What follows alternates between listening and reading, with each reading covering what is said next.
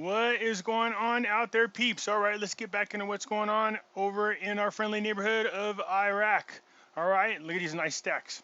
Nice stacks. Some of you probably, some of you guys probably got 20, 30 of these things. Anyways, you guys, right now I'm going to do a video later on when it comes to precious metals. I think you guys should be aware of. We'll get into that later on. But for now, if you are considering buying some precious metals, please give our friends over at Money Metal Exchange a consideration. If you are a first-time buyer in Puerto Rico or in the United States and you spend more than $100 on precious metals, you can use promo code Pimpy, P-I-M-P-Y, and get a free half ounce of silver. You guys know I'm still over in Facebook political jail, but I do have Twitter, and my link is in the description. All right, this quick article, real quick, it says, years later, 8 large investment projects enter in Iraq government with different sectors. Okay, so this is good. Again, we know this, and you guys heard me mention this a zillion times, and that is Iraq has to get away from relying so much on oil as their source of revenue. So this type of news is good, but we also know that it was really hard for Iraq to attract outside investors due to the fact that it's not exactly the most stable country in the world, and there was a lot of money laundering and the financing of terrorism, so they were not a very trustworthy country to want to invest in. But things have changed since our good friend Al-Qademi has been in there. And because of that, outside investors are starting to turn towards Iraq because everybody knows that Iraq was a great opportunity to invest in if they can just get their crap together. All right.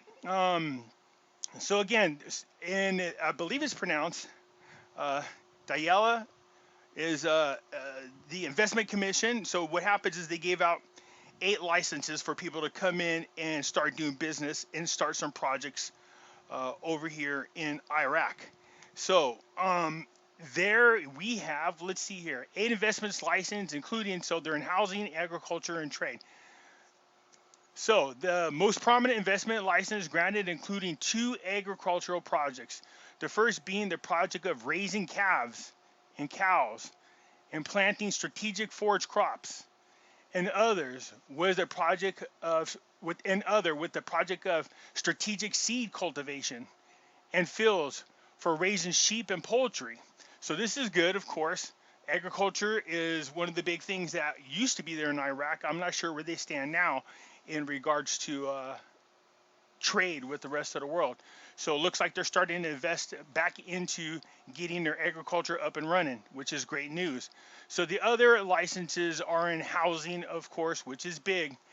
We all know that before Trump got into office and when Biden was VP, he helped his brother lock down a $1.5 billion housing project.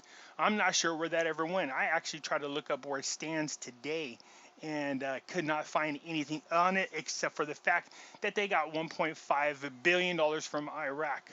And we could look forward to more of that again if, for whatever reason, Biden makes it in there.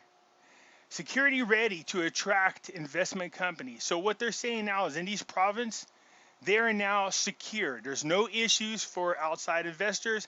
They can now come in and invest. They are assuring people that it is very secure for people to come in and not have to worry about their investments. So good. That seems to be happening in quite a few places there in Iraq. We know that there are a lot of countries.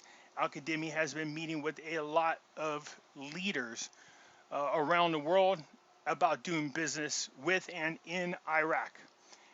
Everybody knows that Iraq is like the gateway into the Middle East. The ports that they share over there with Saudi Arabia are, if it's not the world's largest, it's the second largest in the world. But anyways, it is the gateway into the entire Middle East. This is why China has so much interest in them. Actually, their goal was to get after that port, is what they wanted. They kind of do that everywhere. So they took over ports in Africa. Their goal was to take over ports in the Middle East. They took over ports in Australia. They took over ports Spain, Italy, and I'm talking about China. And yeah, they were taking over ports here in the United States until our great president got in office and took care of that.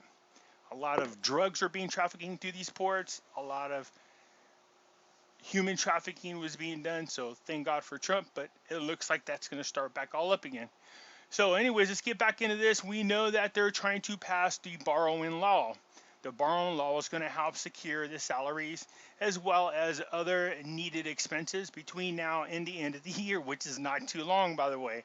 So I think it's funny to watch them always talk about what they need to do to get to the end of the year when, pretty much we're there. Nonetheless, I believe they haven't paid any salaries for October. So they're looking for salaries for October, November, and December. So here we go. So with the value of 21 trillion dinars to pay salaries and expenses, an early date for the passage of the borrowing law. So this part next week, they're going to vote on this to get it all taken care of. They want some amendments done. In other words, they want to take the money that they want to borrow from 41 trillion down to 21 trillion dinars. So they're going to be working on doing that. They need to do what they can to pass these laws. Again, we want to keep them internal and not borrow external. When you borrow externally, especially from the IMF or the World Bank, they put on a lot of different strings are attached to that, okay? Anyways, and the expenses are going to go to other things that are needed, as you guys are well aware. These are the same things: employees, retirees, welfare, for the farmers, medicines, for healthcare, the whole 9 yards. The normal things that governments need budgets for and need financing for. All right, so that's what they're going to be borrowing the money for. This is good again. Al-Qademi opening the doors for Saudi investment companies and announces facilities. We know that Saudi Arabia has been wanting to get into Iraq and invest into them big time. There's stuff in Iraq that Saudi Arabia needs, especially the water. So as well as agriculture is big for them.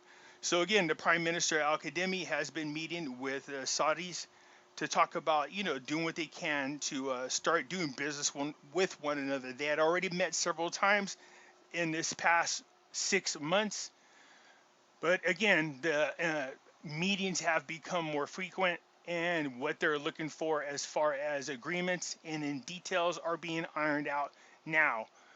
I do look forward to Saudi Arabia getting in there and helping Iraq. That's who I prefer get in there. You definitely don't want Iran in there. Now, I would say Iran doesn't have the money, but there's no doubt in my mind that if Biden gets in there, he will be financing Iran all over again, and we will be looking back at an unstable Middle East. So much for the peace agreements. Iran is going to get the money for the new nuclear deal so they can build their nuclear weapon courtesy of taxpayer dollars. And that money will be financed to, once again, arm groups to start raising hell over in the Middle East so Iran could do what they need to do to start dominating these countries and take them over according to this great reset or globalist agenda. So anyways, Al-Qademi is doing what he can to open up doors for outside investors to come in. Saudi Arabia is a good partner for them. We all know it's all the same things they want to invest in: education, healthcare, security, the whole 9 yards. So Parliament finances meet and come up with positions and amount of the government proposed borrowing. These articles are going to be pretty much the same thing about what they need as far as borrowing is concerned and what the finance committee is willing to do. So it's going to go from 41 down to 21, and all these meetings are covering the same thing: what it is the money needs to go to. All right, so we're going to keep an eye on that. I did see something in here that was interesting. Let me see if I can spot it real quick. Let's see here. So the Finance Committee indicated that it formed a subcommittee specialized in preparing a paper for economic and financial reforms that included the committee's visions and ideas on maximizing non-oil state revenues, diversifying the Iraqi economy, reviewing the monetary policy and the currency sale window, as well as the government taking actual measures towards customs, automation, and elimination of corruption hotspots, which again is something that Al-Qademi has been doing really, really good. So this is what we want to see in the news. Again, Iraq starting first look. We want them to do some memorandums of understanding, which they have done. We want to get those signed. We want to get them started right away. We want to see movement of these outside companies coming in and starting to do their jobs in employing Iraqi people. Okay. Let's scroll down to here. Here we go. This is the one I was looking for. General Electric. Remember we talked about them back in beginning of 2019 when we were talking about how they're going to come in and help rebuild the grid, the electric grid for Iraq after it was pretty much torn out due to war. And they have been buying energy from Iran. So we want to get Iraq off Iran's aid as much as possible. But General Electric, along with Siemens, were the two companies, tagged to come in there and help rebuild what Iraq needs in order to rebuild their electric grid. So here's what's happening. So they have now introduced 4 substations in 3 governments. So 2 of those stations are in the capital of Baghdad and 1 each in Basra and Karbala. So this is good. Again, I heard these people are way farther along than they were letting us on. And this is great for General Electric to start boosting. Once the electricity gets out there, you can imagine they're going to be able to accomplish a whole lot more, especially when it gets time to start rebuilding, start getting infrastructure rocking and rolling. So again, we want to make sure the electrical grid is up, and it looks like it's well on its way. This is more about, again, Saudi Arabia in the field of electricity and gas investments. They're meeting with Iraq to partner up. We know this article. This article is new, but it's not changed. What I mean is Iraq's gold position represents 8.5% of the rest of its other currencies. Okay, so again, it's just talking about all of its holdings and where it stands. A lot of countries are supposed to be jockeying in on gold, which we are seeing this. And of course, finally, we know that everybody is doing what they're supposed to do cordially, and that is, look, the President Saleh of Iraq made a phone call congratulating Biden in his win over Trump. Now, again, having said that, this is just what the proper format is. All these world leaders were rushing out to, declare Biden the winner, especially all those involved with the World Economic Forum and pushing this great reset. They pushed it out there, and then other people kind of follow suit, but not all world leaders. Okay, so we'll see what happens. Again, I don't believe Trump's out of this. As a matter of fact, I still